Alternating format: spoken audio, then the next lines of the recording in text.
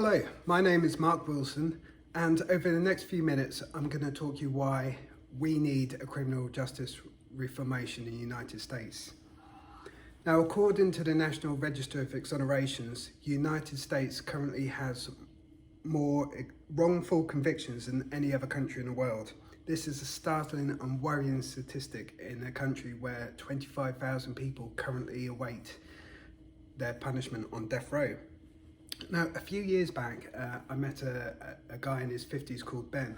Now, Ben had been arrested and charged for drug possession as a teenager, and he had spent subsequently time in and out of prison as a result of that. And it's really held Ben back in terms of being able to provide a career for himself and his family. And I couldn't help thinking how different life would be for Ben had he been through a fair criminal justice system. Now, too many people are unjustly stuck in a criminal justice system in America, and we need to reduce that number. The justice system needs a total reform. We need fair law and order, but it needs to be fair and work for everyone. We need to stop the cash bailout system, and we need to stop over-criminalisation. Now, I don't know if you remember a Netflix documentary that's been on recently about Khalif Browder. He is a 16-year-old New York native that was wrongfully convicted of stealing a backpack. He was sent to Rikers Island, where he spent 3 years. His bail was set at $3,000, and it was a sum of money neither him nor his family could afford. After finally being granted a court date, he was found not guilty and he was allowed to return home.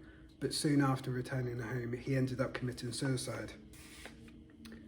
Now, about 2.3 million people in the United States are incarcerated, and nearly 500,000 of them have never been found guilty. Instead, they remain in jail because they cannot afford to make bail.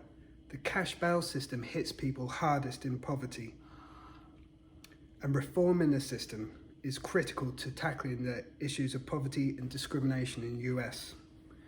Now, Washington, D.C. largely moved away from the cash bail system nearly 3 decades ago, and yet, overwhelmingly, the majority of defendants have shown up for their appointed court dates, according to the Washington Post. Now, over-criminalisation is a concept that criminalisation has become excessive, meaning that an excessive number of laws and regulations deemed illegal have a detrimental effect on society, particularly with respect to victimless crimes and actions. And for example, in 1999, Abner Schoenwetter, a 64-year-old seafood importer with no prior criminal convictions, was charged with smuggling and conspiracy after he agreed to buy some lobsters from a supplier that he'd used many times in the past. Now, these lobsters they were caught in violation of the regulations. Mr. Schoenwetter served 6 years in a federal prison for agreeing to buy these lobsters. So once we tackle issues as this, the taxpayers' expenditure will reduce, future employment for the incarcerated, and there will be an overall decrease in criminal activity, but most importantly, another step forward towards a fairer society. So we can now begin to develop a clearer picture of why we need this reform. Once a fairer system is established, we will no longer see people struggling in a system meant for failure. We will see people prosper, advance in their careers without restrictions. Inequality will diminish further, bringing lesser divide amongst the people.